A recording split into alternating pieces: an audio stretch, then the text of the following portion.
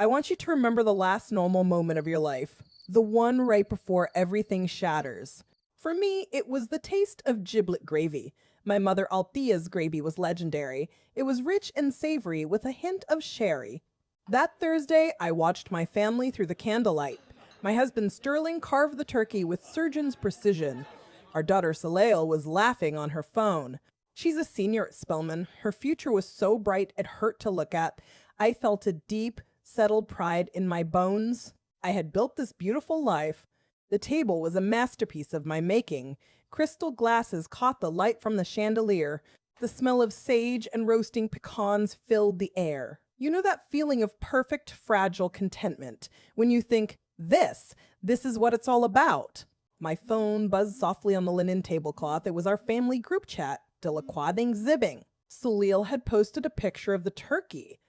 My mother had sent back 3 heart emojis. Then a new notification popped up. It was a voice message. The sender's name made Soleil grin. "Oh, it's from Blythe," she announced to the table. Blythe is her roommate at Spalman. Sweet girl, or so I thought. Sterling didn't look up from his carving. "Play it, baby," he said, his voice warm. Soleil tapped the screen with a smile. The little audio waveform was long, 42 seconds long. The room got quiet. We all leaned in, expecting a sweet note.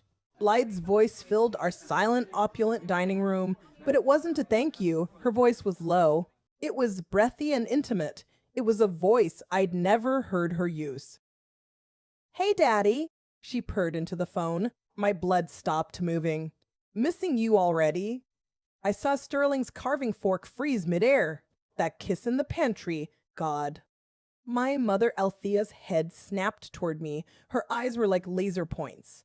"Can't wait for a real Thanksgiving next week." Blythe's voice kept going. It was casual. It was familiar at the Ritz, she said. Then she asked the question, the one that turned the gravy to ash in my mouth. "Did you transfer the money for my spa day?" The voice message ended. The silence that followed was absolute. It was a physical thing. It choked the air right out of the room. I looked at my daughter's face. Her smile was gone. It was replaced by pure, uncomprehending shock. She was staring at her phone screen. Then her eyes slowly lifted. They didn't go to me. They went to her father, Sterling, my husband of 30 years. His face was a sheet of blank white paper. The knife was still in his hand. He opened his mouth, but no sound came out. And in that endless silent second, I knew. Every cell in my body knew. Daddy wasn't some silly pet name for a boyfriend. The money for the spa day wasn't from a part-time job. The kiss in the pantry wasn't in some dormitory. It was here, in my house, 2 hours ago, while I was basting the turkey. I felt the room tilt. The candle flame swam in my vision. My mother reached over. Her hand covered mine on the table. Her grip was vise tight. It was the only thing holding me to the earth. Soleil whispered one word. It was barely a breath. "Dad?" The sound of sterling silver hitting fine china. That was the first sound after the message ended. His fork clattered against his plate. The turkey looked obscene now. My world narrowed to the head of the table.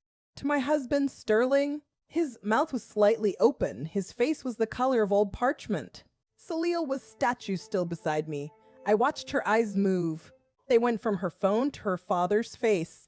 Then they slid to her left, to her roommate, Blythe. You know that moment of delayed reaction? When your brain refuses to process the truth?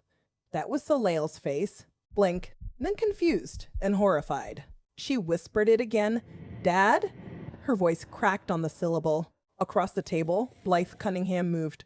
Her hands flew to her own phone. Her thumbs were a frantic blur. She was trying to delete the message. Her face was sheet white. The undo send timer had long expired. The message was permanent for everyone. My mother's hand tightened on mine. Her skin was cool and papery. "Well," Althea said, "just that one word." It hung in the air like smoke. Then Sterling started babbling. "What in the world was that?" His voice was too loud, too high. Some sick joke. A wrong number. He forced a laugh. It sounded like choking. Somebody's idea of a Thanksgiving prank. He looked at me. Desperate. "I'm Monty, baby." I did not look at him. My gaze stayed fixed on Blythe. I watched the panic bloom in her eyes. She knew I was watching her. I have a therapist's voice for crises. It is low, it is calm, it is deadly. I used it then, Blythe, I said. Her head snapped up. That message, it was for Sterling. It wasn't a question. Solio made a small, wounded sound. Mom, she whispered to me. I squeezed her hand under the table. My daughter's hand was ice cold. Blythe's mouth opened and closed. Miss Delacroix, It was an accident, Sterling cut in. He was sweating. I could see it. Beads of sweat on his temple. Clearly a missent message. Not for me. I finally turned my head to look at him. I looked at the man I married for 30 years. I saw the lie in his eyes. It was so plain, so ugly. Can you believe his nerve? Sitting there carving the turkey he didn't cook, denying a voice that called him daddy. You were in the pantry, I said. My voice was still that terrifying calm. You kissed someone in my pantry, Sterling, on Thanksgiving, with our family in the next room. Celio pulled her hand from mine. She pushed her chair back from the table. The legs screeched on the hardwood. Blythe? Her voice was shattered glass. Is this true? You and my father? Blythe couldn't meet her eyes. She stared at her uneaten sweet potato casserole. That was her answer. Sterling stood up. Now hold on. Sit down, my mother said. Her voice was a whip crack. Sterling sat. He actually sat. The room was so silent. I could hear the candles flicker. I could hear my own pulse in my ears. I looked back at the girl. This child my daughter brought into our home. I thought of the spa day money. The transfer he made just yesterday. Blythe, I said again. Let's discuss the logistics, shall we? I tilted my head. Clinical. Detached. The Ritz-Carlton, Buckhead. I saw her flinch. You mentioned that in your message. And what money exactly was he supposed to transfer? Blythe didn't answer my question about the money. She just shattered. Her whole body crumpled at the table. She let out a choked, guttural sob. It wasn't performative. It was pure terror. And then she bolted. She pushed back from the table so hard. Her crystal wine glass toppled. Red wine bled across my ivory tablecloth. She ran for the kitchen. Sterling moved next. He stood up. He didn't look at me. He didn't look at his daughter. He just said, "I'm honey, please," like I was the unreasonable one. Then he followed her into our kitchen. I was left with the wreckage. My daughter was a statue. Her eyes were fixed on the empty doorway. Her plate of untouched food sat before her. My mother, Althea, reached for her hand. Soleil didn't even feel it. You know that feeling? When your child is in so much pain and you can't absorb it for them. That's a special kind of hell. But a therapist's training kicks in during crisis. Your own pain gets compartmentalized. It goes into a little locked box. You become a machine. A crisis management machine. I stood up. Soleil, baby, come with me. My voice was calm. It was my session voice. Mama, go put on a pot of coffee. The strong kind. Althea gave one sharp nod. She understood the assignment. I guided my daughter into the living room. I sat her on the cream-colored sofa. I wrapped a blanket around her shoulders. She was shaking. I need you to breathe for me, sweetheart. Just breathe. I waited until I saw her chest rise. Then I turned. I walked back toward the kitchen. Their voices floated down the hall. Muffled, panicked. This is where I made a decision. I pulled my phone from my pocket. I opened my voice memo app. I hit record. I slid the phone into the hidden pocket of my dress. The microphone faced outward. Then I pushed the kitchen door open just a crack. I stood in the shadow of the hallway. I became a ghost in my own home. Sterling had Blythe backed against the refrigerator. Our wedding photo was right above her head. He had his hands on her shoulders. He was trying to shush her. Her face was slick with tears. You said you'd be careful. She was hiccuping. You swore to me, Sterling. He leaned in closer. His voice dropped to that intimate register, the one I knew so well. Baby, it was an accident. Baby, he called her baby. The word hit me like a physical blow. My stomach hollowed out. I felt nothing. Just cold, clinical observation. Blythe sobbed harder. My life is over. She knows everything. Sterling tried to pull her into a hug. We'll figure this out. I'll fix it. The dynamic was so clear. The distressed young woman, the older man placating her. I was an anthropologist. studying a new vile species of betrayal, and I was recording every note. A memory flashed. Unbidden, 2 years ago, Slay brought a friend home for fall break, a shy girl named Blythe. She wore a Spellman sweatshirt 2 sizes too big. She smiled so timidly in our foyer. She called me Mrs. Delacroix. I made them hot chocolate. I asked about her family. She said her father wasn't around. I felt a pang of maternal pity. I told her she was always welcome here. The irony is a physical taste, like sucking on a copper penny. Back in the kitchen, Blythe was spiraling. What about the money? The transfer? Sterling's voice tightened. Not now. We can't talk about that now. But I could. Oh, I could talk about it. I took one step into the kitchen. The floorboard creaked. Sterling's head snapped up. He saw me in the doorway. His face fell. It was a mask of pure dread. All the color drained from it. Blythe let out a little shriek. She tried to hide behind him. It was pathetic. I didn't raise my voice. I used my calmest, most precise tone, the one I use with hostile clients. I held up my own phone. The screen was lit. The recording waveform pulsed. The recording is for my lawyer. I let that word hang in the air. Lawyer. It changed the entire atmosphere. This was no longer a family drama. This was a pre-litigation fact-finding mission. I looked at Sterling. I looked through him. Get her out of my house. My eyes flicked to Blythe. Now, Sterling stammered. Imani, wait. I cut him off. My voice was ice. We'll talk when my daughter isn't here, when she doesn't have to see her father beg. I turned on my heel. I left them in the kitchen. I walked back to my living room, to my child. The machine inside me was still running, but the box where I'd locked my own pain? It was rattling. And the luck was starting to strain. Would you have recorded that conversation? Be honest. Because in that moment, it wasn't about revenge. It was about evidence. It was about building a case against the man who broke my family. And let me tell you, the evidence I already had was damning. But what I was about to find, it was so much worse. Before I tell you what happened after they left, I want you to guess. What do you think Sterling did next? Because I promise you, his next move was a masterclass in cowardice. So he left. Sterling's exit was a masterclass in cowardice.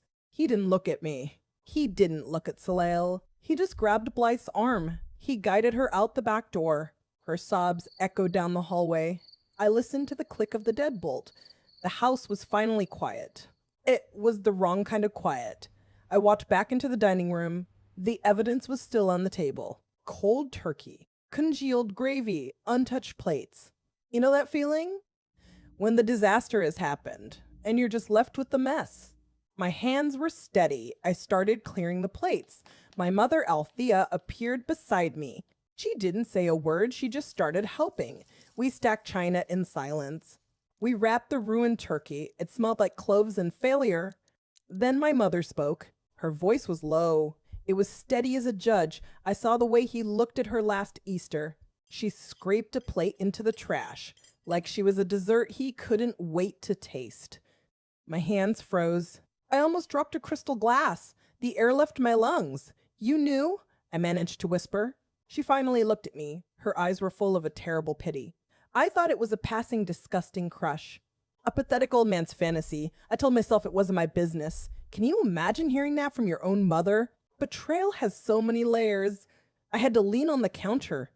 The granite was cold through my silk blouse. Why didn't you tell me? Because you love the man you built. She said it so simply. It was the truth, and it cut deeper than any lie. That's when Salacious appeared. She was standing in the doorway. Her face was hollow. Her eyes were red. But she wasn't crying. She was in shock. She asked the practical questions. The ones that break you. How long, Mama? I had to swallow hard. My throat felt like sandpaper. I don't know, baby. She took a step forward. Did he in our house? I closed my eyes. The image flashed. The pantry door. 2 hours ago. I think so. I watched her process that. Her safe space was violated. Her sanctuary was a crime scene. She wrapped her arms around herself. I need to go to bed. She sounded 6 years old. I took her upstairs to her childhood bedroom. I pulled back the covers. I tucked her in. Just like when she was little, she looked up at me. He paid her rent, didn't he? I smoothed her hair. Don't think about that tonight. Was it my money? She whispered. I felt my heart crack. I had no answer. I just kissed her forehead. I turned off the light.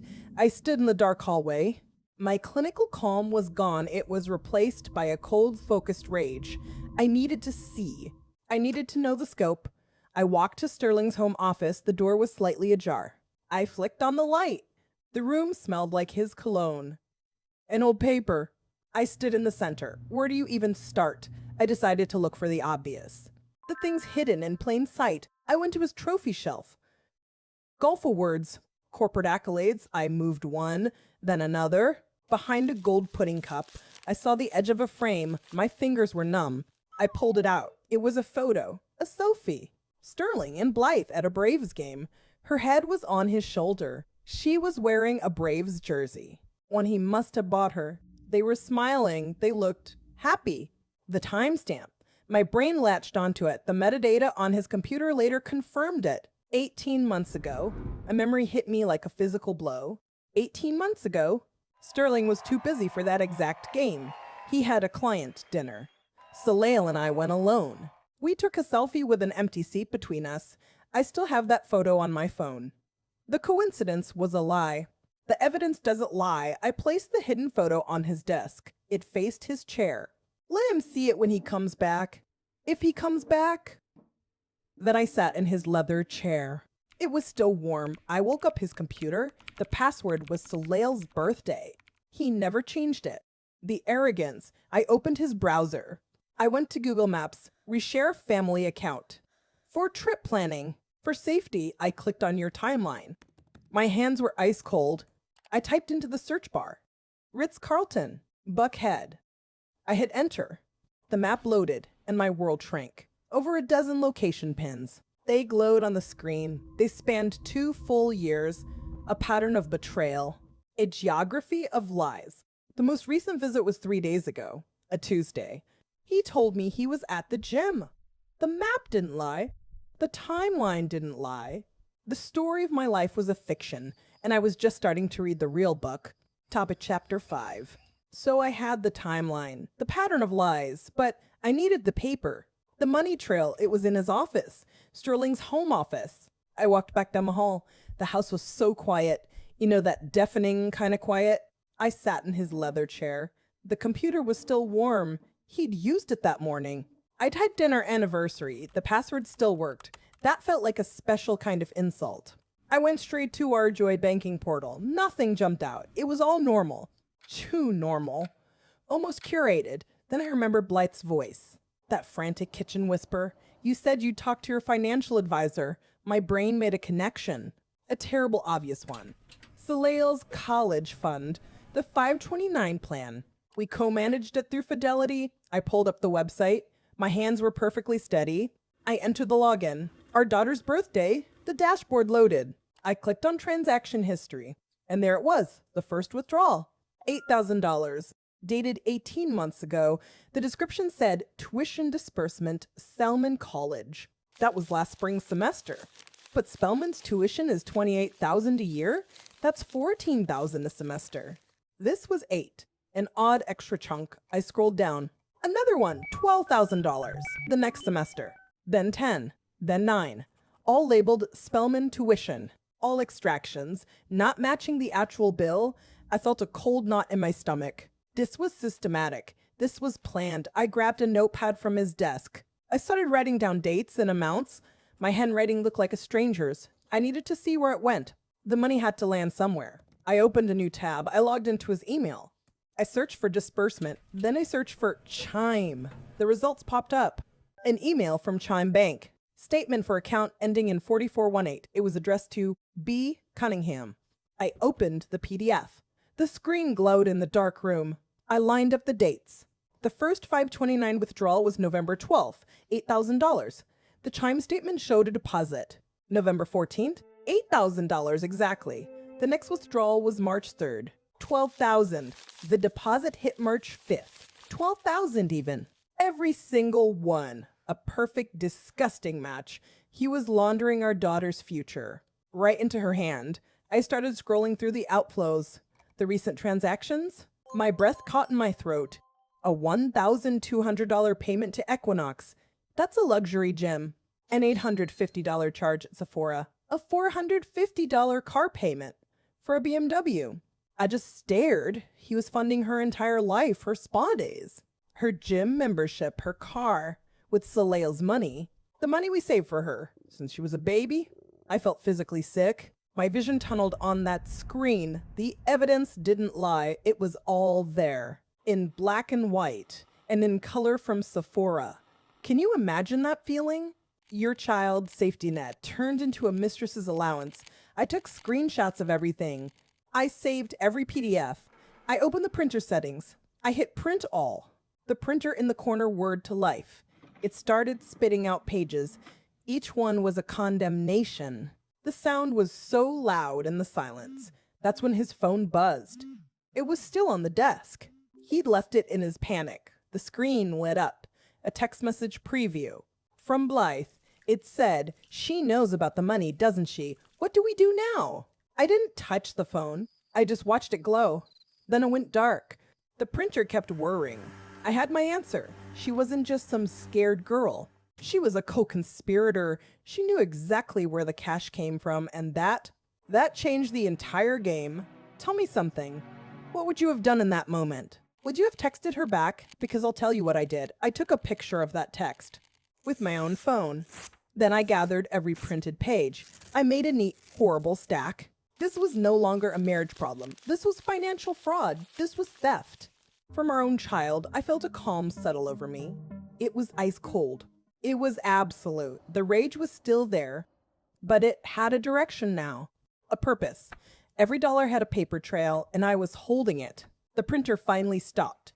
The last page slid out. It was the chime statement, showing a $500 transfer to Uber from the day before Thanksgiving. The day he picked her up. I added it to the pile. I had everything I needed. Or so I thought. The house was still so quiet, but my mind was screaming with numbers, dates, betrayals, and one burning question. How much of her future did he steal? I'm gonna have to do the math. And I don't think I'm ready for the total. I waited for him in the cathedral of our living room. It was 11:37 p.m. I heard his key in the lock. Sterling came home expecting tears. He expected a broken wife. He found a prosecutor instead. I had fanned the documents on the coffee table.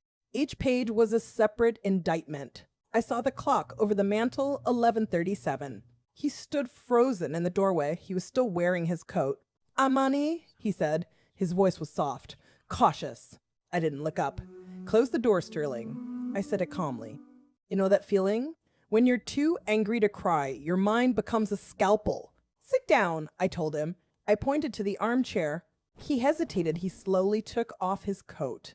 He folded it over the sofa. He sat. He looked at the papers. "What is all this?" I slid the first exhibit toward him. It was the Google Maps timeline. "Explain this," I said. "Explain the 12 visits to the Ritz-Carlton." He swallowed.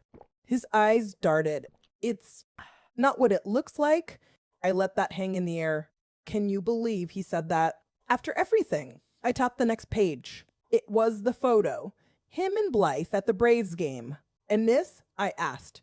"Is this also not what it looks like?" He went pale. He didn't speak. I placed the financials in front of him. The 529 withdrawals. The chime deposits. The matching amounts. "Now explain this, Sterling." My voice was ice. "Explain how you stole from your daughter." He stared at the numbers. "It wasn't stealing," he whispered. I leaned forward. "Let's break that down, shall we?" I said. "You took $127,500 from Soleil's future. I named the exact total.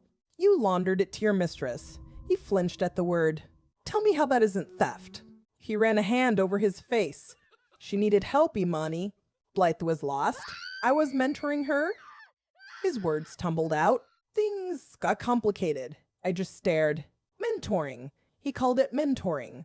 "The money was an investment," he said, "an investment. In a bright young woman." He actually said that. My hands were perfectly still in my lap.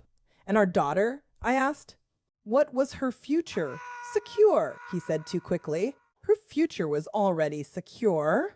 I remember opening that 529 account. Soleil was just a baby. We clinked glasses over her crib.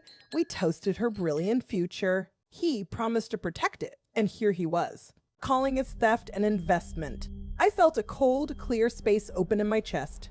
I picked up my phone from the table. I tapped the voice memo app. I tapped the red record button. I set it back down. The screen glowed. He watched me do it. "What are you doing?" he asked. "Documenting your mentorship philosophy," I said. "For the court." His eyes widened.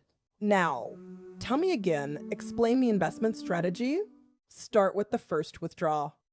18 months ago. He looked at the recording light. He was trapped, and he knew it. He started talking. He admitted to the affair. He said it just happened. He said Blythe was vulnerable. He said he felt needed. He rationalized every single transfer. He called it supporting her potential. He never once said sorry. Not for Soleil. Not for me. He was sorry he got caught. The evidence doesn't lie, Sterling. And neither did his confession. I had it all. On record. When he finally stopped, the room was silent. The grandfather clock ticked in the hall. He looked exhausted. Defeated. Then he saw the recording app again. His face changed. It was pure panic. "What do you want, Imani?" he asked. His voice cracked. "Money? The house?" I smiled. It was a chilling expression. I felt it on my face. "I want you to call Blythe," I said. "Right now." He blinked. "What?" "On speakerphone," I continued. My tone was absolute. "And I want you to tell her something?" He looked at me horrified. "Tell her the investment portfolio is closed." I waited. Sterling just stared at the phone in his hand. The living room was so quiet. I could hear the grandfather clock in the hall. It was 11:41 p.m. You ever watch a man break in real time? I just did. He was a shell. His fingers shook over the screen. He finally pressed the call button. He put it on speaker. The ringtone echoed in the silent room. It was that generic marimba tone. 1 ring, 2 rings. I watched the timer start. 0, 0. She picked up on the 3rd ring. "Sterling?" Her voice was thick with tears. "Oh my God, is she gone? Is she calmed down?" The victim act. It was instant. Sterling took a ragged breath. "Blythe? It's over." A sharp, wet inhale on the other end. "What do you mean?" "The financial support, everything. It's closed." There was a beat of silence. It lasted 3 seconds. I counted them. Then her voice changed. It was like ice water. All the tears were gone. "What? No. Sterling, we had a deal, a legal agreement you promised." My stomach dropped. "A deal?" Sterling flinched. "I can't, Blythe. She knows everything." "My tuition for next semester is due Monday," her voice climbed. "My apartment lease. My car payment. You can't just cut me off." Sterling looked at me, his eyes pleading. "Please, Blythe, you don't understand." "I'll tell her," Blythe screamed it. The sound was pure venom. "I'll tell Soleil everything. Every single dirty detail. I'll describe the suite at the Ritz. I'll tell her what her daddy calls me in bed." Sterling went white. He looked like he might vomit. "No, don't. You think I won't?" she hissed. "I have nothing to lose now. I'll ruin her. I'll ruin you. I'll make sure she never looks at you again." I felt something click into place. This was the real Blythe. Not a girl. A predator. And Sterling? He was sobbing. "Please, baby, I'll figure something out." He called her baby. To my face. While she threatened our child. That was it. I stood up. I walked over to him. I held out my hand. He stared at it. "Give me the phone, Sterling." My voice was calm. Deadly calm. He handed it over like it was burning him. I took it. I looked at the screen. The call timer said 4 minutes and 22 seconds. I brought the phone to my lips. "Blythe, Asetsa?" The line went silent again. She was listening. "This is Imani." I kept my voice low. A quiet, steady blade. "Tell Soleil." I let that hang. "I dare you." I could hear her breathing now. Shallow and fast. "Because the moment you do, I file the police report. For wire fraud. And for theft from a custodial account." Another beat of silence. "You see, sweetheart, you didn't just sleep with my husband. You conspired with him to steal from my child." I glanced at my stack of evidence, and I have every single receipt. I didn't wait for a reply. I pressed the red button. The line died with a soft click. The room was silent. Sterling was crying into his hands. I placed his phone on the coffee table. I looked at the clock. 11:46 p.m. What would you have done in that moment? Honestly, I wanted to scream, but I didn't. I just looked at him. Get out, I said, now. He didn't argue, he just stood. He shuffled out of the room. I listened to the front door open and close. I was alone. With the evidence and with a new, cold certainty. The game had changed. Blythe wasn't a scared girl. She was an adversary, and she had just declared war on my family. But she made one fatal mistake. She threatened my daughter to my face. So I'll ask you this. What do you think I did next? Because I didn't go to bed, I went back to my office, and I started a new file. I was alone in my office. The clock said 12:17 a.m. The new file was open on my desk. I was labeling it Fraud Delacroix S. Then I heard a sound. My office door was already open. Salil was standing there. She wasn't crying. Her eyes were completely dry. She said, I need to see it. My first instinct was to protect her. Baby, you don't need to see the ugly details. She stepped into the room. He stole from me, Mom. I need to know. Her voice was steel. You know that feeling? When your child becomes an adult in one moment. It was heartbreaking, and it filled me with pride. I hesitated. It's a lot. She looked at the stack of papers on my desk. Show me. So I did. We moved to the living room. We sat side by side on the sofa. I opened my laptop. I pulled up the chime statements first. Soleil leaned in, her shoulder pressed against mine. I pointed to the screen. See this? Payment to BMW Financial. $89.34. Soleil went very still. She whispered, That's her car payment. My stomach dropped. How do you know that? Because she told me. Soleil's voice was flat. She got a new BMW X3 last spring. She said it was from her rich aunt in Charlotte. She let out a sharp, bitter laugh. I felt guilty for being jealous. I pulled up another transaction. Sephora. $317.89. Soleil nodded. The Lumber Cream. She made a whole show of it. I showed her the Equinox charge. $280 monthly. Her gym membership, Soleil confirmed. Every line item was a knife. I could feel her body tensing. She was connecting every dot. She flaunted it all. The bags, the clothes, the weekend trips. Soleil turned to look at me. Her eyes were blazing, and I was happy for her. I was a fool. No, I said firmly, you were a good friend. She was a predator. I opened the 529 plan dashboard next. The withdrawal list was pages long. I scrolled. 18 months of this. Soleil watched the numbers fly by. $5,034 and 44 cents. She did the math in her head. I saw her lips moving. Over $60,000, she said. It wasn't a question. At least, I confirmed. She sat back. She stared at the wedding photo on the mantle, the one she always loved. He paid for her life with my future. The sentence hung in the air. It was the ugliest truth. I wanted to hold her, but her anger was a wall. What's the plan, Mom? She asked. It was the first time she'd asked me that as an equal. Legal first, I said. We freeze everything. We file a police report for theft. We sue Blythe for every cent. Soleil nodded slowly. And him? That was the harder question. Him too, I said. Financially. And then we dissolve the marriage? She was quiet for a long moment. A memory hit me then. A happy one. It made this hurt worse. Do you ever get those? 2 years ago, I helped them move into their dorm. Soleil and Blythe were laughing. They were struggling with a mini fridge. They were just kids, full of promise. It was all a lie. Soleil spoke again. Her voice was different, calm, deadly. We need to document everything she bought, the car, the bags, everything. She was thinking like a lawyer. We make an inventory. We attach receipts. I was impressed and devastated. My daughter shouldn't know how to do this. We will, I promised. She looked at me. Her eyes were dry and fierce. We're going to get it all back. Every penny. She took a deep breath. And then we're going to burn his life to the ground, right? I looked at my daughter, my ally, my partner in this war. I felt our pact seal in the silent room. Right? I want to know what you think. Would you have shown her the statements? Be honest. Because part of me still wonders if I did the right thing. But she deserved the truth, no matter how much it burned.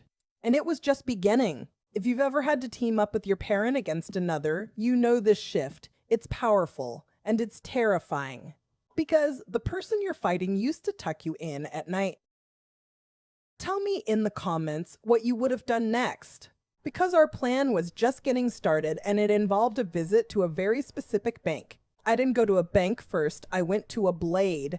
Her name was Margot. It was 10 a.m. Friday. I sat in a 40th floor office in Midtown Atlanta. The window showed a steel gray sky. Margot Fontaine was my divorce attorney. She had a reputation for clinical precision and for winning. I laid the dossier on her glass desk. It was 3 inches thick. Margot didn't smile. She just put on her reading glasses. She opened the file. She started flipping pages. Her office was silent. I could hear the rustle of paper. Start from the beginning, she said. Her voice was like crushed ice, so I did. I told her about the voice note.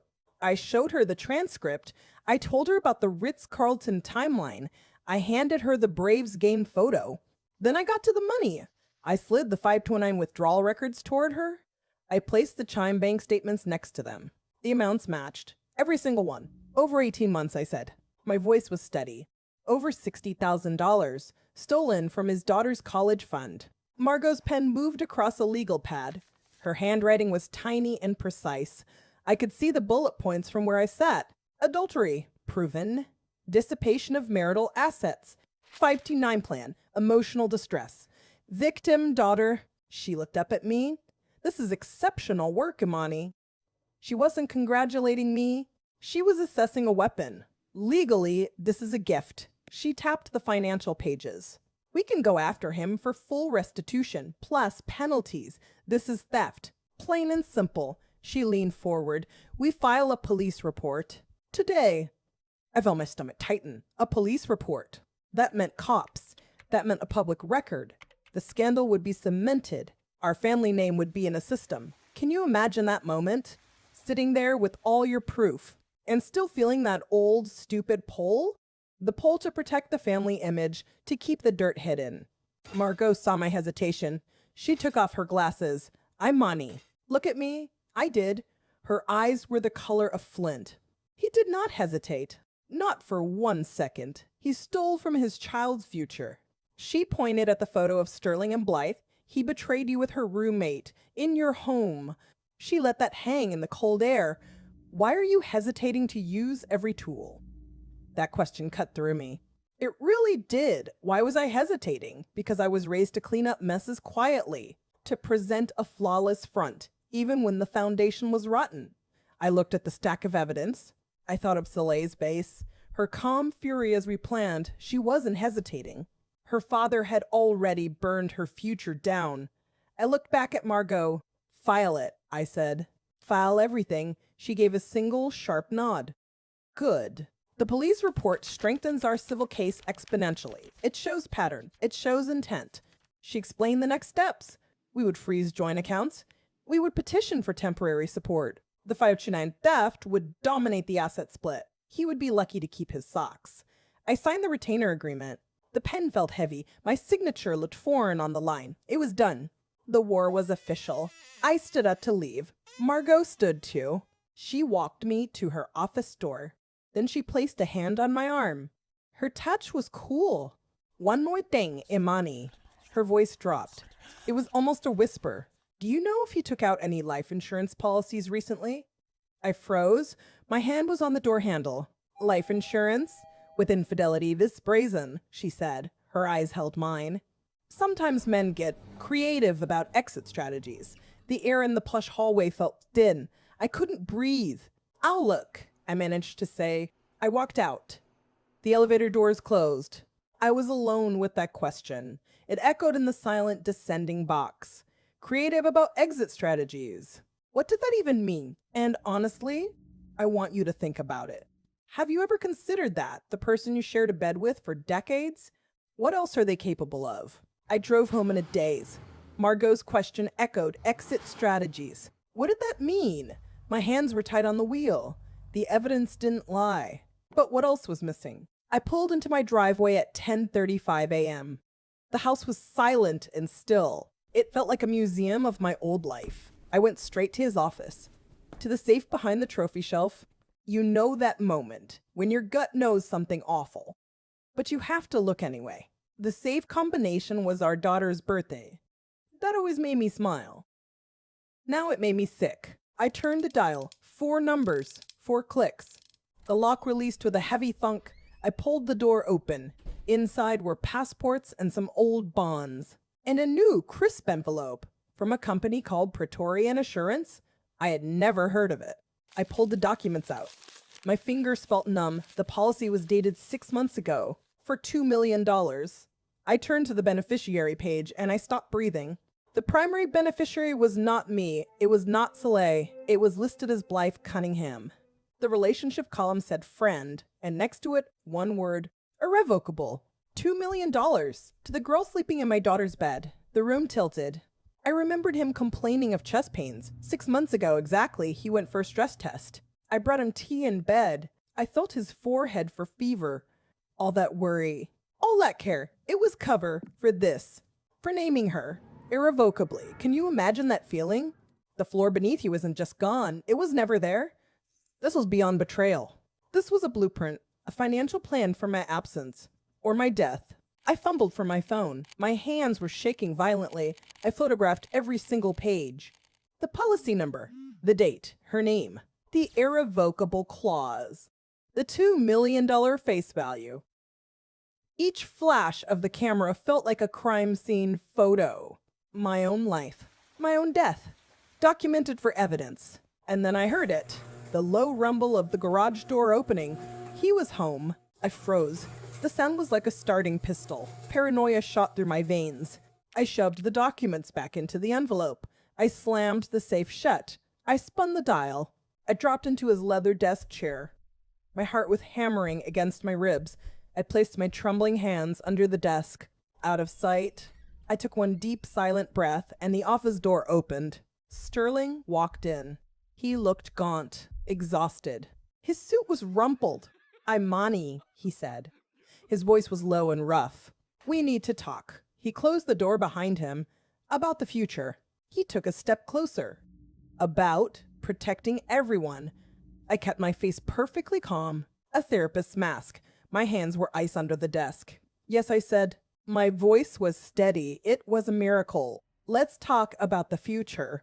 I looked right at him. "Let's talk about protection, Sterling." His eyes darted to the safe. Just for a second. Did he know? Could he tell? Tell me in the comments, what would you have said next? Because in that moment, I knew. I wasn't just fighting for my marriage or my daughter's money. I was fighting for my life. And he had just walked into the room. He didn't ask if I found anything. He just sat down. His hands were flat on the desk. His wedding band gleamed. That cheap gold felt like a joke now. My own hands were ice cold. I kept them in my lap. I couldn't let him see me shake. He looked directly at me. His eyes were flat, empty. He opened the drawer. He pulled out a legal pad. He tore off a single sheet. He picked up his Mont Blanc pen. I watched him write. The silence was absolute. He slid the paper across the desk. I didn't reach for it. I just looked down. The handwriting was his tight, aggressive script. It was a list. A simple bulleted list. The first item read, House Imani Salil. The second, full 529 repayment plus 5%. The third, no police report. Ever. The fourth, non-disparagement agreement. I read it twice. My brain processed the words. But the meaning took a moment. He was buying his freedom. He was trying to settle this. Like a business deal. A clean break. That's what he called it. A clean break. Can you imagine being offered that? Your entire life sold back to you. With interest. He was watching my face. I kept it still. I looked up at him. I asked him what this was. He leaned forward. He said it was him taking responsibility. He said he would liquidate his 401k. He said he would repay every stolen dime. He would add 5%. For the trouble, the house would be mine. Free and clear. All I had to do was sign. I had to agree to never speak of it. To never file a report. I had to let him walk away with dignity. He actually used that word, dignity. I almost laughed. I didn't. My throat was too tight. You know what flashed in my mind? That $2 million policy. Blythe's name on it. He wanted a clean break with her. This was the funding. My silence was the price. It was a bribe, a very generous one, but a bribe, it would make me complicit. It would seal his escape and protect his reputation. He was still talking. He was explaining the logistics, the title transfer, the wire schedule. He sounded like a banker, not a husband, not a father, a man closing an account. Then he paused. He steepled his fingers. He asked a different question. His tone was casual, too casual. He asked about his group life insurance. Through his firm, he asked if I was still the beneficiary. I told him I was. For now. He nodded slowly. He said good. He said it was just housekeeping. Just housekeeping. My blood turned to slush in my veins. That wasn't housekeeping. That was a threat. A check-in. He was verifying his assets. All of them. The legal ones and the illegal ones. I looked back at the list. The offer of poison. It was all laid out. Sign here. Get your money. Get your house. Keep your mouth shut. And let him go. To her. To the life he funded with our daughter's future. I picked up the paper. The stock was thick and expensive. I held it between my fingers. I finally looked at him. I asked the only question left. My voice was quiet. It was steady. I asked what happened if I refused. What if I didn't agree to his dignity? His face changed. The polite mask flipped. Just for a second. His eyes got hard. His jaw tightened. He leaned back in his leather chair. He said then things get messy. He said Blythe gets scared. Scared people talk. They go to the tabloids. They tell stories. Stories about unstable wives. He said it would get ugly for everyone, especially for Soleil. He was trying to be civilized. That was the final twist of the knife. He was the civilized one. And I was the unstable wife. He painted the picture so clearly. A scandal. My daughter's face on gossip blogs, our private hell as public entertainment. He was holding Soleil hostage. Not with money this time, with her own reputation, with her peace. He made his offer, and he made his threat, all in one breath. So I'm sitting here, holding this piece of paper. It feels heavier than the world. What would you do? Take the deal? Secure your child's future financially? Or burn it all down for justice? Knowing she might get burned too. Tell me in the comments. Because I have to decide, and the clock is ticking. You asked me what I would do with that paper in my hand. Well, let me show you. I looked up from that list. I met his eyes, and I smiled. It was the smile I use with difficult clients. The placating one. I said, let's talk about the mechanics, Sterling. I gestured to his office chair. Sit. Explain it to me. He relaxed. I saw his shoulders drop. He thought he was winning. He sat in his leather chair. I stayed standing by the safe. I said, the $529 repayment, full amount plus 5%. How? He leaned forward. The gleam was back. The salesman, he said, I'll take a loan against my 401k. The paperwork is already started. He opened his laptop. He turned the screen toward me. It was a retirement account portal. The loan application page was open. The amount was blank. He said, I can access up to $50,000 immediately. I nodded slowly, like I was considering. I said, and the rest? He waved a hand. Liquidate some bonds. It's just money, Imani. Just money. Stolen from our child. I kept my face neutral. I said, you called it seed money earlier. He brightened. He said, that's exactly what it was. He pulled out his phone. He started scrolling. He said, you have to understand. Blythe, she's sharp. A brilliant business mind. My stomach turned. He said, I saw more potential ROI in her. ROI. Return on investment. He was comparing our daughter's future to a mistress. I said, what kind of investment? He smiled. A proud, paternal smile. It made me want to scream. He said, an e-commerce boutique. I helped her set it up. He found what he was looking for. He handed me his phone. Look, proof. It was an email screenshot. On his screen.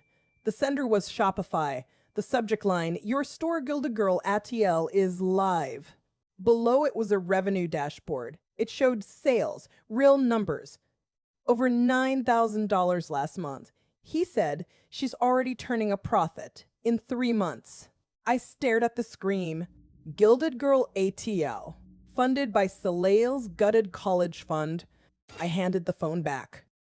My fingers were numb. I said, so the money? For her BMW payment? He nodded. Startup capital for inventory. I said, the Equinox membership? He said, networking. You meet investors there. I said, the Lamar cream? He shrugged. Branding. She has to look the part. Every luxury I traced, every dollar stolen. He had a justification, a business plan. This wasn't a reckless affair, it was a startup, and my daughter was the unwilling angel investor. He kept talking. He said, it was always just seed money, sitting in that account. Seed money. For his new life with a 22-year-old, built on our daughter's stolen future. I felt a cold clarity, a surgical sort of rage. I asked one more question. My voice was steady. I said, and the Ritz-Carlton? Was that a business expense too? He didn't even flinch. He said, strategy sessions. You need a quiet space to think. Of course. I looked at the man I'd loved for 30 years. I saw a stranger, a venture capitalist of Betrayal. He'd run a cost-benefit analysis on destroying our family, and he'd invested. He said, we can still be civilized about this, Imani. Civilized. While he pilfered our child's trust, I stood up straight. I looked down at him in his chair. I said, you have 24 hours. He blinked. For what? I said, to transfer every cent you stole back into Soleil's 529. I paused, plus the projected interest it would have earned. He started to speak. I held up a hand. Do that. Then we'll talk about your civilized exit. I turned. I walked out of his office. I didn't look back. I could feel his smugness. He thought he'd negotiated. He thought he'd won. I walked down the hall to my office. I closed the door. I sat at my glass desk. My hands were perfectly steady. I opened my laptop. I pulled up my email. I attached the photographs. The Praetorian Assurance Policy. Beneficiary Blythe Cunningham. $2 million. I attached the new evidence, my notes on Gilded Girl ATL, the Shopify revenue. His proud justification. I typed a new subject line, just 2 words. Escalate. Now. I addressed it to Margot. I hit send. The whoosh sound was final. Then I picked up my phone. I texted Soleil. We need to freeze your credit today. Her reply came instantly. On it. What happened? I looked at the closed office door. I could almost feel his satisfaction through the walls. I typed my reply. Your father wasn't just spending your money. I hit send. Then I typed the rest. He was investing it in his new life. I put the phone down. I stared at my wedding band, still on my finger. I took a deep breath, and then I took it off. I placed it on the desk. It made a tiny click, and in that silence, I made a decision. Civilized was over. Now we were at war. So tell me, what would you have done when he handed you that phone? When he showed you the proof of his twisted investment? Would you have seen the numbers? Or would you have seen your daughter's stolen dreams? I'm gonna need you with me for the next part. Because what he does next when he realizes he hasn't won, that's when things get dangerous. I clicked send, and the world changed. My laptop screen glowed in the dark office. The email was to the Atlanta Financial Crimes Unit. Margot had drafted it. I just had to send it. The subject line read, formal complaint, grand larceny and identity theft. My finger hovered over the trackpad. You ever have a moment of pure shaking power? This was it. My hands were cold. My breath hitched. I clicked. The swoosh sound was final. It was 11:30 a.m. on Friday. The war had begun. Margot worked fast. A police report portal opened on my screen next. She shared her screen with me. We filled in the digital fields together. Name, Sterling Delacroix. Victim, Soleil Delacroix. Amount over $60,000. I listed every piece of evidence. The 529 plan withdrawals. The Chime Bank deposits. The forged signature documents. My own signature, copied. Sterling had practiced my cursive. Can you believe the audacity? We uploaded the PDFs. We attached the audio recordings. We even included the Braves photo. Case number APD 2023-874512 generated instantly. Status, active investigation. I printed a copy. The paper was warm from the printer. I held it. This was real. This was happening. Margot sent the cease and desist next. It went to Blythe's Gilded Girl ATL email and her personal Gmail. The language was legal ice. Any defamatory statement regarding my client, Soleil Delacroix, will result in immediate civil litigation. I imagined Blythe opening that. I hope she choked on it. Then we called Fidelity. Margot put them on speakerphone. She identified herself as counsel. She reported the fraudulent 529 plan activity. The representative was shocked. They flagged the account immediately. A fraud investigation was opened. All withdrawals were frozen. The financial wheels were turning, and they were grinding Sterling to dust. My phone rang 15 minutes later. It was Sterling. Of course it was. I looked at Soleil. She was sitting on the office sofa. She gave me a single firm nod. I answered. I put him on speakerphone. Amani, what the hell have you done? His voice was a scream, a ragged, panicked scream. The police just called my office. I stayed quiet. I let him unravel. My assistant is fielding calls. My partners are asking questions. He was hyperventilating. You're trying to destroy me, my career, my reputation. I finally spoke. My voice was calm, a therapist's calm. No, Sterling, you did that. I'll pay it all back. Just call them off. Make it stop. He was sobbing now. Ugly, desperate sobs. You have to fix this. That's when Soleil leaned forward. She looked at the phone on my desk. Her voice was clear. It was steady. It was adult. You should have thought about that, Dad. The line went silent. His crying hitched. Soleil continued. You should have thought about that before you used my future as your mistress's startup fund. The words hung in the air. They were perfect. They were devastating. I felt a surge of pride and a wave of heartbreak for the father she lost. Sterling went completely silent for 10 full seconds. We just listened to the dead air. Then he spoke. His voice was low. It was venomous. It was a new man. You'll regret this. The line went dead. Soleil and I just looked at each other. The silence in the office was heavy. We had done it. We had scorched the earth. We waited. An hour passed. I refreshed my email. Nothing. I checked the Fidelity portal. Nothing new. Then my phone buzzed. A notification from Fidelity Investments. A deposit of $125,000 has been made to your 529 plan. I showed Soleil. Her eyes went wide. $125,000. That was a lot of money, but it was only half. He still owed over $60,000 more. A second notification popped up, an email from an attorney named Charles Whitaker. The subject was initial restitution. I opened it. The body was one sentence. Please find attached wire confirmation. Stop all legal and police proceedings, or the remainder vanishes. I opened the attachment, a scanned note on legal letterhead. It repeated the threat. The money could disappear. The case could go away, or he could pull the rest back. What would you do? Take the partial win, or risk it all for full justice? Because this is where we are. Sterling has just shown his last card. It's a threat and a bribe, and I have to decide right now, with my daughter watching me, was the police report already filed? Do I tell Margot to stand down, or do we push forward into the unknown, where the money might really vanish? I looked at Soleil. She was reading the email over my shoulder. She looked at me. Her eyes were asking the same question. What do we do now? I looked at my daughter's face. We made a choice in that moment. We were going all the way. Sterling had given us a map, you see. Our lawyer mentioned it weeks ago, a secret storage unit, paid from a separate account. I knew exactly where it was. He'd kept the spare key on his keyring for years. The app on his old phone had the access code. I still had that phone. It took us an hour to drive to Decatur.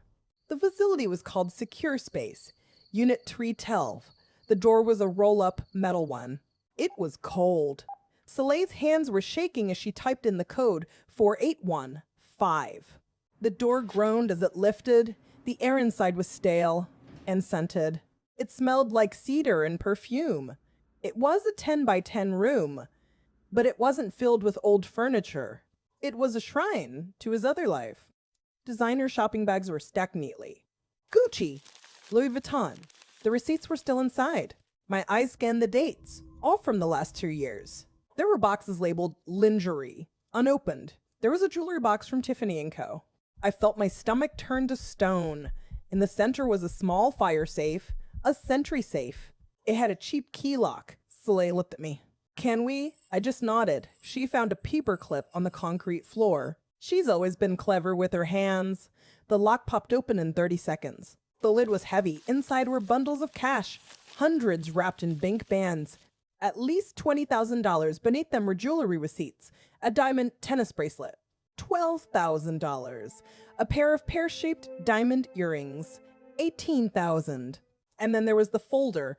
It was a simple manila folder. The label was typed. Blythe, future. Soleil's breath hitched. I opened it.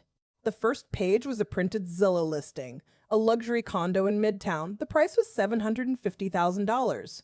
Sterling's handwriting was in the margin. It said, perfect for us, close to her boutique. The next page was a business plan for Gilded Girl ATL, projected revenues, growth charts. It was dated 6 months ago. Underneath that was a copy of the $2 million life insurance policy from Praetorian Assurance. Her name was still the beneficiary. I felt a cold sweat break out of my neck, and then I saw the last item, a single sheet of linen paper. It was a handwritten note. The script was looping and girlish. Blythe's handwriting. I picked it up. My hands were numb. The note said, when it's done, we can finally be together forever. It was signed with a little heart, then a postscript. The P.S. is what stopped my heart. It said, P.S. is the accident plan still on? The word accident was in quotation marks. Can you imagine that feeling? Your blood just stops moving. The room gets very quiet. You realize you're not just dealing with a cheater. You're looking at a murder plot. Your murder plot. Salil was reading it over my shoulder. She made a small, choked sound. Like someone had punched her. Mom, she whispered. What does this mean? I couldn't answer. The evidence was speaking for itself. He wasn't just stealing from her future. He was planning to erase mine. Permanently. That policy would pay out to Blythe if something happened to me. An accident. And we were living in the same house, with stairs, with a gas stove, with the car he had access to. My skin felt like it was crawling. I took photos of everything, the note, the Zillow listing, the cash. I documented it all. We closed the safe. We left everything exactly as we found it. We rolled the door down. The metal clanged shut. We didn't speak in the car, not for the first 10 minutes. The reality was too big, too monstrous. What would you have done right then? Called the police? Run? I was trying to think, to use my therapist's brain, but my mind was just screaming. We got home. The house felt different, opaque. Every shadow felt like a threat. We were in the kitchen. I was pouring a glass of water. My hands wouldn't stop trembling. And then my phone rang. The screen said, unknown number. I almost didn't answer, but something made me swipe to accept. Hello? The voice on the other end was a panicked whisper. It was Blythe. Imani? She said. Her voice was ragged. He's crazy, Imani. He knows you went to the unit. He has a camera there. He thinks you're going to ruin everything. I froze. A camera? Of course. He's talking about making the insurance policy pay out sooner. You need to get out of that house. Now. The line went dead. I looked at Soleil. Her eyes were wide with terror. The walls of our beautiful home felt like they were closing in. We didn't pack. We fled. I grabbed 2 bags from the hall closet. I'd had them ready for 3 weeks. My therapist's mind knew escalation was coming. Salil just stared at me. Her eyes were huge. Go bags, baby, I said. My voice was too calm. We need to leave right now. Have you ever packed for a life you're leaving behind? It feels surreal. I threw my passport in one bag. I grabbed Soleil's from the safe. I shoved the stack of evidence in next. Every printed page was a shield. I felt a strange, detached efficiency. My hands weren't shaking. That scared me more. I should be terrified. Instead, I was a surgeon. We were in the car in 90 seconds. I backed out of the driveway slowly. I didn't look at the house. My home had become a crime scene. We drove to a hotel downtown, the Omni Atlanta. I paid for 3 nights in cash. I checked in under my mother's maiden name, Whitfield. The clerk didn't blink. Can you believe I had a fake ID ready? I told you I was prepared for war. The room was on the 17th floor. It had a view of the city. I locked the door behind us. I slid the security bolt, then I called Margot. I put her on speakerphone. He's planning an accident, I said. My voice was flat. I have a note. Blythe warned us. Margot was silent for 5 seconds. Forward me everything. Now, do not leave that room. I emailed the photos from the storage unit. I sent the accident note. I included Blythe's warning. Then I called the detective. My hands were finally shaking. I held the phone with both hands. This is Imani Delacroix. I need to report a conspiracy. I gave him Margot's number. I gave him the case number. Then we waited. Salil sat on the bed. She was hugging her knees. The sky outside turned dark blue. Then black. Atlanta glittered below us. It looked so peaceful. My phone buzzed with a motion alert. It was the Ring doorbell. I opened the app. My heart stopped in my chest. You want to know what justice looks like? Watch this. 2 Atlanta PD cruisers pulled up my driveway. Their lights were flashing silently. No sirens. My screen was glowing in the dark hotel room. 4 officers got out. They walked to my front door. Sterling answered. I could see his silhouette. He was in a t-shirt. He looked confused. Then he looked furious. They were talking. I couldn't hear the words.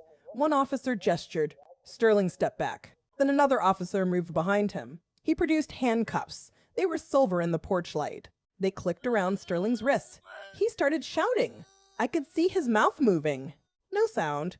He thrashed for a moment. They guided him to the squad car. He was placed in the back seat. The door closed. The cruiser pulled away. Just like that, he was gone. I let out a breath I didn't know I was holding. It was a ragged, broken sound. Soleil was crying silently. She was watching over my shoulder. Is it over? She whispered. I didn't know how to answer. My phone lit up with a text. It was from an unknown number. The message was simple. I'm sorry for everything. He said you were cold, that you wouldn't care. He was wrong. I gave them everything. It was Blythe. I didn't reply. I just stared at the screen. She gave them everything. She wore a wire. The charges were conspiracy, solicitation of murder, insurance fraud. Margot called 10 minutes later. Her voice was crisp. He's in processing. Blythe turned state's evidence hours ago. She was terrified of being an accomplice. The note was the final piece. You're safe, for now. Safe. The word felt foreign. We sat in that hotel room all night. We didn't sleep. We just watched the city. The lights never went out. The world kept turning. My husband was in a jail cell. The man I built a life with. The man who wanted me dead. Tell me something. Would you feel relieved? Or just empty? Because I felt both. A profound, aching hollowness. The sun began to rise. It painted the skyline in pink and gold. It was Friday morning. A new day. Soleil put her head on my shoulder. I wrapped my arm around her. We sat there. 2 survivors in a hotel we might call home for a while. The legal fallout was just beginning. But for that one moment, we just breathed. Weeks passed. We moved back into the house. It felt like a crime scene and a sanctuary. Salil and I ordered Chinese food. We brought it to the dining room table. The same table. We used paper plates. The silence wasn't heavy anymore. It was just quiet. I opened my laptop. I had something to show her. I pulled up the Fidelity dashboard. The balance on the screen said $287,542.18. It was all there, plus 20%. A court-ordered penalty. Soleil stared at the number. Her eyes filled up. She didn't say anything. She just nodded. That was her money. Her future restored. Can you believe that? We got it all back. And then some. The divorce is moving fast. Overwhelmingly in my favor. The house is ours. Free and clear. Sterling is out on bail. He's facing conspiracy charges, solicitation of murder, insurance fraud. Margot says his life is over. Blythe turned state's witness. She's gone. Fled the state. I don't know where. I don't care. Soleil picked up a spring roll. She looked at me. Are you okay, Mom? She asked. I put down my chopsticks. I thought about it. I will be, I said, and I meant it. I started therapy. For myself. Not because I'm broken, but because I need to rebuild my trust, not in men, in my own judgment. You know that feeling when your gut was right all along, but you talked yourself out of it? I'm learning to listen. We ate in comfortable silence for a minute. Then a memory hit me, out of nowhere. It was 3 Thanksgivings ago. Sterling was carving the turkey. He was laughing. Salil was younger. She was smiling, really smiling. The chandelier was so bright, it was a good day. A genuine one, I think. Now I have to wonder, were the seeds already there? Was he already looking past me? Past us? I'll never know for sure. And that's the poison pill, the doubt. My therapist calls it narrative theft. He stole my past, too. Salil reached for the fried rice. What are you thinking about? She asked. Thanksgiving, I said. She gave a small, understanding smile. This is better, she said. And it was. This is our table now. Our tradition, no performance. No gravy turning to ash. Just us. And takeout. I showed her the final settlement papers later. On my phone. Sterling had to liquidate everything. His investments, his precious trophies. To pay the penalty, to pay her back. It was a total financial evisceration. Margot was a surgical genius. Salil read the PDF. She exhaled. So it's really done, she said. The money part is, I told her. The rest, that takes time. We finished eating. We started clearing the paper plates. Salil got down on her knees. She was looking for a dropped fork. Under the table, she went very still. Mom, she said. Her voice was strange. She reached into the corner, under the leg of my chair. She pulled out a tiny silver bead. It was from one of my braids. From that night, it must have snapped off. In all the chaos, it had been there for weeks. Hidden. She held it up to the light. It was tarnished. A souvenir, I said, my voice wry. Salil turned it over in her fingers. She didn't smile. She looked at it with fierce intensity. No, she said. Her voice was firm, clear, a reminder. And she put it in her pocket. I thought I would spend this first Christmas haunted. I was wrong. It's Christmas Eve. The house is quiet. The decor is minimal this year. Just one tree. My mother Althea is here. She's rearranging ornaments. Salil is stringing popcorn. This quiet felt impossible a month ago. I was sitting on the sofa just watching them. My phone buzzed on the glass coffee table. It was a Venmo notification. I picked it up. The request was from Blythe Cunningham. I stared at the screen.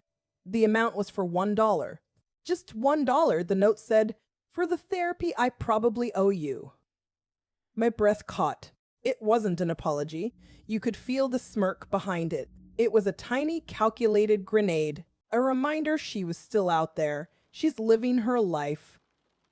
Protected by her deal with the state, I felt that old white-hot rage flash in my chest.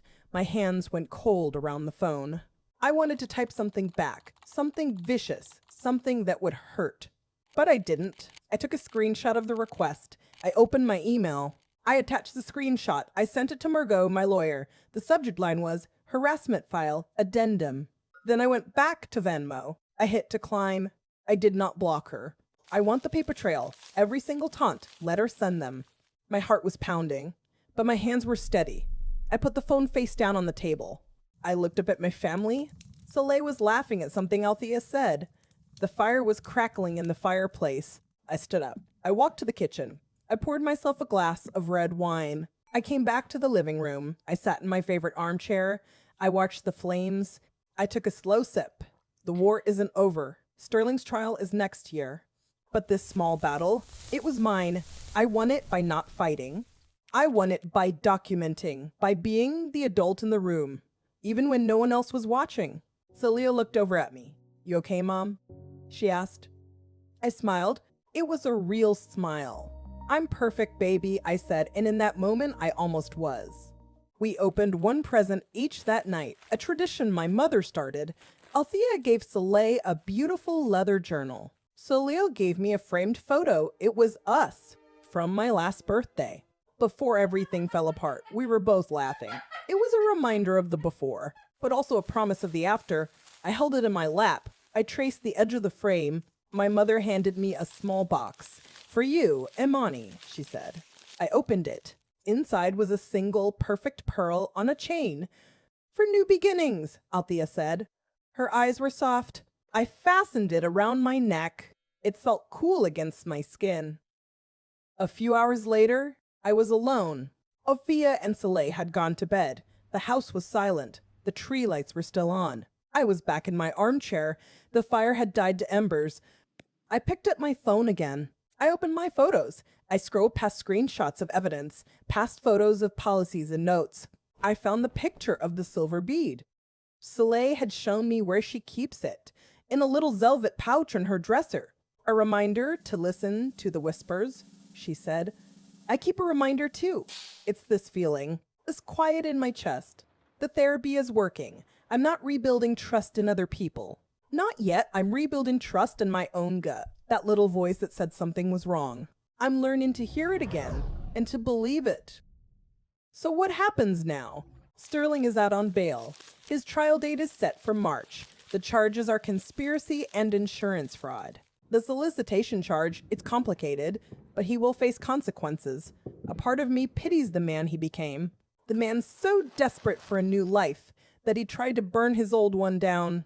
Salil starts her last semester at Spelman soon. Her trust fund is whole, plus a 20% penalty. The house is ours, free and clear. The divorce will be final by spring. I go to therapy every Tuesday at 10. Sometimes I just sit there and breathe. They say the truth comes out at Thanksgiving. Maybe, but the healing, that happens in the quiet days after. When you realize the table didn't collapse, it just got smaller. And so much stronger, and that's my story. From gravy to ashes to this quiet Christmas fire. If you made it this far, thank you. Truly, this was hard to tell, but you listening made it easier. If this story meant something to you, do me a favor. Hit that subscribe button. I have other stories about family, about secrets. Turn on notifications so you don't miss them. Drop a like on this video if you're Team Amani and Saleh. Let me know you're out there. And most importantly, leave a comment. Tell me what you would have done. Tell me your story. I read every single one. Be gentle with each other out there and listen to the whispers. Good night.